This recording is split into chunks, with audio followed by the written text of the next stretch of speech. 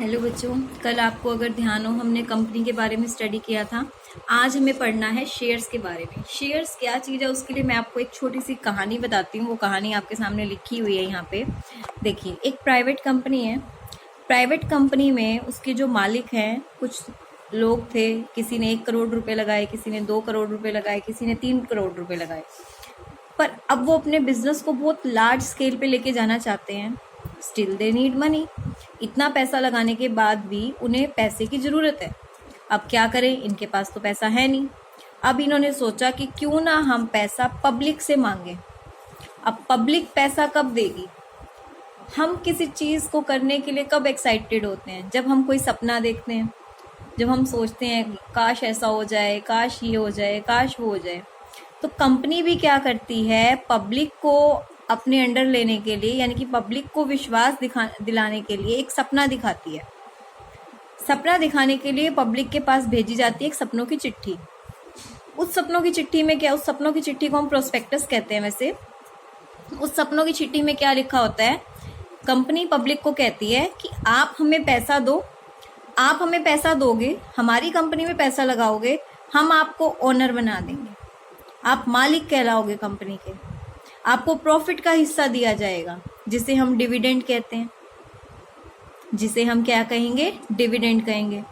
आपके पैसे से अलग अलग फैक्ट्री ओपन की जाएगी। आप जो बिजनेस में पैसा लगाओगे वो हम अपने पास सिर्फ रखे नहीं रखेंगे, उसको मार्केट में इन्वेस्ट करेंगे, नई नई फैक्ट्री खोलेंगे, लोगों को काम मिलेगा, ज्यादा प्रॉफिट आएगा, तो आपका हिस्सा भी ज्यादा बढ़ता जाएगा। पब्लिक खुश हो जाती है, पब्लिक लालच में आ गई, भाई प्रॉफिट भी मिलेगा, मालिक भी बन जाएंगे। पब्लिक ने कहा लो भाई हमारे पास पैसा है, अब हम आपको पैसा दे रहे हैं। तो पब्लिक ने अपना पैसा उठा के किसको दे दिया? कंपनी को। जब पब्लिक कंपनी को पैसा देगी तो इनको कोई प्रूफ भी तो चाहिए कि पैसा दिया है। पैसे के बदले ये कंपनी के शेयर्स इशू कर देंगे। पैसे के बदले क्या कर देंगे? Share issue. और जो एक सर्टिफिकेट दिया जाएगा उसको हम क्या कहेंगे? Share certificate. क्या कहेंगे? Share certificate. तो शेयर्स क्या होते हैं? बिजनेस में जो पैसा लगाया जाता है उसकी स्मॉल स्मॉल यूनिट्स को शेयर कहते हैं। स्मॉल यूनिट क्यों? क्योंकि पैसा अलग अलग पर्सन से लिया गया और अलग अलग पर्सन को अलग अलग शेयर्स इशू किए जाते हैं। जब कंपनी को पैसा चाहिए होता है और कंपनी पब्लिक से पैसा लेती है तो उसके बदले पब्लिक को हम क्या? शेयर्स इशू करके देते हैं। तो शेयर्स क्या हैं? जब पब्लिक से पैसा लिया जाए। अब देखिए शेयर्स इशू करे कैसे जाते हैं। सपोज कीजिए एक शेयर है 10 रुपए का, एक शेयर की वैल्यू है 10 रुपए, ठीक है। 10 रुपए वैल्यू उसकी फेस वैल्यू कह सकते हैं आप, या फिर नॉमिनल वैल्यू कह सकते हैं। अब 10 रुपए कोई भी इंसान से हम एक साथ नहीं मंगवाते, ना ही वो हमें देता है। हमने प्रोस्पेक्टस इशू कर दिया, हमने सपना दिखा दिया कि एक शेयर 10 रुपए का है। अब आप भी देखो, कोई चीज़ अगर आपको पैसा इन्वेस्ट करना है, सबसे पहले तो आपके पास एक एप्लीकेशन आएगी। इस पैसों को इंस्टॉलमेंट में लिया जाता है। फर्स्ट इंस्टॉलमेंट हमारी होती है एप्लीकेशन मनी। फर्स्ट इंस्टॉलमेंट हमारी किस चीज़ की होती है? Application money. नाम से ही क्लियर है कि हमने प्रोस्पेक्टस दिया, हमने सपना दिखाया, अब पब्लिक ने हमारे को एप्लीकेशन भेजी, और एप्लीकेशन में अगर वो खाली हमारे को रिटर्न एप्लीकेशन भेजेंगे तो मेरे को विश्वास कैसे होगा कि ये सच में शेयर्स लेना चाहते हैं कि नहीं लेना चाहते? तो उसके साथ उन्हें कुछ ना कुछ पोर्शन मुझे एप्लीकेशन मनी के साथ में भेजना होगा। और सेबी की गाइडलाइंस कहती हैं कि एप्लीकेशन मनी कम से कम 25% तो होनी चाहिए नॉमिनल वैल्यू। नॉमिनल वैल्यू कितनी है? 10 का 25% होता है 2.5 रुपीज़। ये 2.5 से ज़्यादा है, 3 रुपीज़। यानी कि एप्लीकेशन मनी, वो एप्लीकेशन भेजेगा, एप्लीकेशन में लिखा होगा कि उसको कितने शेयर्स चाहिए, कितना पैसा वो बिजनेस में लगा रहा है, उसके साथ जो हमारी एप्लीकेशन मनी का अमाउंट होगा ना वो। ये तो एक शेयर की वैल्यू है। सपोज करिए उसने लिए हैं 200 शेयर। सपोज करिए उस पर्सन ने कितने शेयर ले लिए? 200।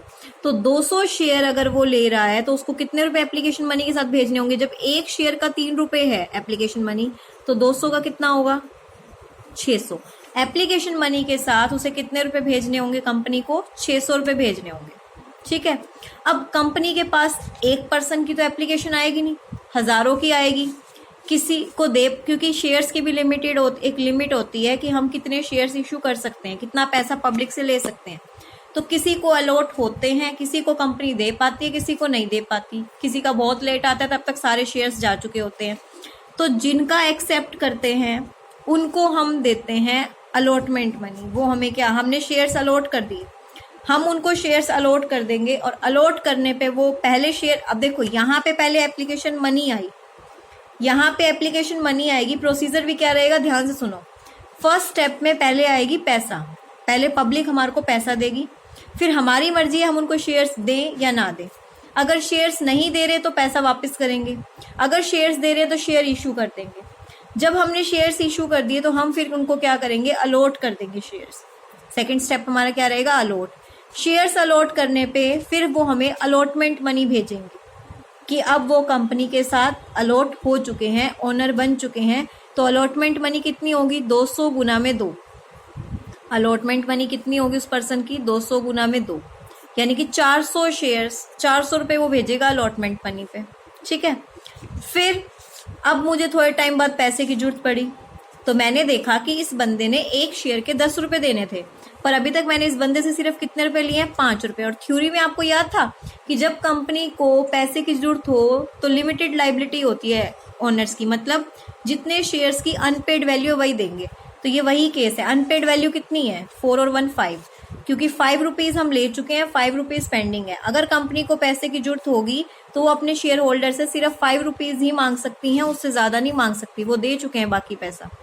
अब मुझे पैसे की जरूरत पड़ी, फिर मैंने अब कॉल की शेयर होल्डर्स को कि भाई आप एक काम करो, आपके 5 रुपए रहते हैं, आप उसमें से 4 रुपए मुझे अभी दे दो। 4 रुपए अभी देने का मतलब कोई एक शेयर तो खरीदेगा नहीं, ज्यादा ही खरीदता है। 4 रुपए अभी देने का मतलब 200 गुना में 4, 800 रुपए। ये मैं एक पर्सन की नॉर्मल बात कर रही हूँ, ऐसे हजारों पर्सन होंगे तो पैसा तो बहुत आएगा।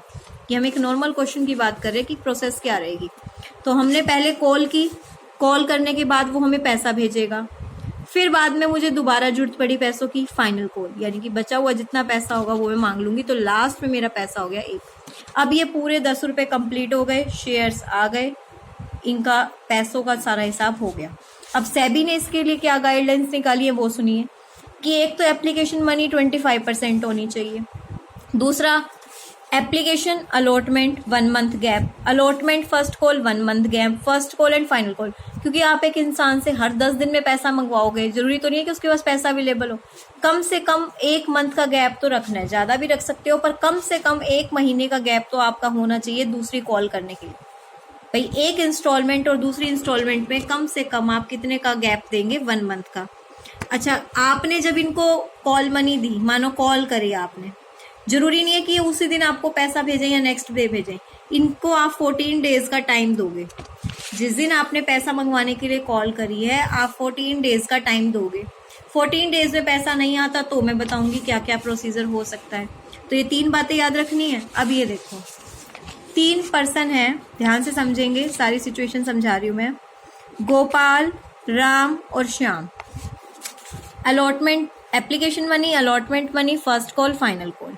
अब ध्यान से देखेंगे इस चीज को। जो गोपाल है इसने एप्लीकेशन मनी भी दे दी, अलॉटमेंट मनी भी दे दी। जब हमने इसको फर्स्ट कॉल की तो 14 दिन तक इसने हमें पैसे नहीं दिए, यानी कि कॉल इन एरियर। जब कोई इंसान हमें टाइम पे पैसे नहीं दे पाता तो हम उसे क्या कहते हैं, कॉल इन एरियर। क्या कहते हैं उसे, call in arrear. Call in arrear का मतलब है कि आउटस्टैंडिंग है, कोई बात नहीं, वो अभी नहीं दे पाया तो वो अगली कॉल में दे देगा। कॉल इन एरियर का मतलब क्या है कि जब जिस मंथ में मैंने उससे फर्स्ट कॉल मांगी वो उस टाइम पे नहीं दे पाया, कॉल इन एरियर में उसका हम दिखा देंगे कि ये पैसा आना बाकी है। जब नेक्स्ट कॉल हमने करी तो उसने उसके साथ वो पैसा दे दिया। तो कॉल इन एरियर क्या होता है, जब एक इंसान जिस टाइम पे हमने पैसा मांगा है तब नहीं दिया, पर बाद में नेक्स्ट इंस्टॉलमेंट में वो दे रहा है, रेडी है, मना नहीं कर रहा कि मैं नहीं दूंगा, बस अभी उसके पास थे नहीं तो उसने दिए नहीं, इसे कहते हैं कॉल इन एरियर। अब एक बंदा है राम, ये थोड़ा बदमाश था, इसने मना कर दिया कि अभी मैं पैसा नहीं दूंगा, पर राम बहुत अच्छा बंदा है, इसने एप्लीकेशन मनी भी टाइम पे दी, अलॉटमेंट मनी भी टाइम पे दी। अब कुछ बच्चे ऐसे होते हैं ना, स्कूल में फीस सबमिट करवाने जाते हैं, सपोज कीजिए आप जुलाई की फीस सबमिट करवाने गए, जुलाई के साथ आपने सितंबर अगस्त की भी करवा दी। और कुछ ऐसे होंगे जुलाई में जाएंगे और कहेंगे अप्रैल की सबमिट कर लीजिए, अभी जुलाई की हम दे ही नहीं सकते। तो ये चीज अलग अलग केस होते हैं ना, तो यहाँ भी अलग अलग केस हैं। राम ने क्या किया, जब हमने उसको फोन किया 4 रुपए मंगवाने के लिए तो उसने 4 की जगह हमें 5 रुपए दे दिए। यानी कि उसने फर्स्ट कॉल भी दे दी, फाइनल कॉल भी दे दी। उसने कहा भाई मेरे से बार बार पैसे नहीं दिए जाते, आप एक काम करो मेरा सारा पैसा एक साथ रख लो। इसे कहते हैं कॉल इन एडवांस। क्या कहते हैं? Call in advance. कि बिन मांगे उसने हमें अपना पहले बाद का भी सारा पैसा हमें एडवांस में दे दिया। ठीक है, चलो ये था कि मैं अभी नहीं दूंगा, बाद में दूंगा। ये था कि पहले ही ले लो मेरे से सारा पैसा। अब कुछ पर्सन ऐसे तो आ जाएंगे जिन्होंने एप्लीकेशन तो भेज दी, कंपनी ने उनको शेयर्स भी इशू कर दिए, बाद में वो कंपनी को कहते हैं, अब जैसे कुछ बच्चे हैं स्कूल में एडमिशन तो करा लेते हैं, 1 महीना स्कूल भी आ गए, उसके बाद कहते हैं हम स्कूल नहीं आएंगे। क्या कोई स्कूल उनको एडमिशन फीस या मंथली फीस वापस देगा? नहीं देगा ना। वो स्कूल का फायदा, ठीक है, वो स्कूल छोड़ के चला गया। इसी तरह यहाँ पे होता है शामू। ये था बदतमीज इंसान, इसने एप्लीकेशन मनी दे दी, कंपनी ने इसको शेयर्स भी इशू कर दिए, बट बाद में जब अलॉटमेंट मनी मंगवा रहे हैं तब नहीं दिया, फर्स्ट कॉल मंगवा रहे हैं तब नहीं दिया। कंपनी ने एक बार तो चलो इसको का वेट किया, चलो शायद अगले में दे दे, अगले में भी उसने देने से मना कर दिया। तो कंपनी को पता चल गया भाई ये इंसान तो पैसा नहीं देगा, ये इंसान पैसा नहीं देगा। तो कंपनी क्या करती है, इसके शेयर जब्त कर लेती है। किसी की चीज जब्त करने का मतलब क्या है, उस पर अपना हक जमा लेती है कि अब इसका नहीं है, वो कंपनी का है। तो जितने भी शेयर्स शाम को इशू किए गए थे ना, वो फॉरफिट कर लिए गए। फॉरफिट करने का मतलब होता है उसके शेयर्स को क्या कर लिया गया, जब्त कर लिया गया। अब उसके जितने भी ओनरशिप राइट थे सब खत्म हो गए, वापस से वो शेयर्स कंपनी के हो गए और कंपनी अब उस शेयर्स को किसी और को इशू कर सकती है। बहुत से वेटिंग लिस्ट में लोग होते हैं, उनको इशू कर देगी। तो कंपनी को तो कोई लॉस हुआ नहीं, 10 रुपए का शेयर्स वो स्टार्टिंग से इशू करेगी। तो जो 3 रुपए इसने भेजे थे शाम ने, कंपनी को तो उसका भी बेनिफिट हुआ, क्योंकि कंपनी 3 रुपए शाम को तो वापस करेगी नहीं, बट शाम की जगह सोचो आगे कंपनी किसी और इंसान को, मोहन को इशू करती है शेयर, तो मोहन को तो पूरे 10 रुपए में करेगी। तो कंपनी को तो 3 रुपए का फायदा ही हुआ है, कंपनी को तो 3 रुपए का फायदा हुआ है। Company will not refund the money जो उसको मिल चुकी है। और जरूरी नहीं है कि हमेशा शेयर फॉरफीचर यहीं पे हो सकता है एप्लीकेशन अलॉटमेंट दे दे और बाद का पैसा देने के लिए मना कर दे।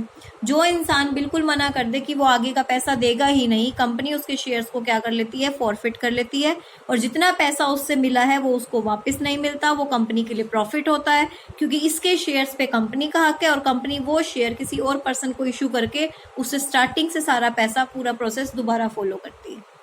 तो आपको पता चल गया कि शेयर इशू कैसे होते हैं, कॉल इन एरियर क्या है, कॉल इन एडवांस क्या है, फॉरफीचर ऑफ शेयर क्या है। ठीक है, कल से हम अपने न्यूमेरिकल जर्नल एंट्री स्टार्ट करेंगे, उसमें अपना प्रोसीजर स्टार्ट करेंगे। आज अपनी ये थ्योरी अच्छे से समझेंगे, अच्छे से करेंगे, नोट्स बनाएंगे, कुछ ज़्यादा काम नहीं है, तो इसको अच्छे से करेंगे। कोई भी डाउट होगा तो पूछेंगे। Thank you.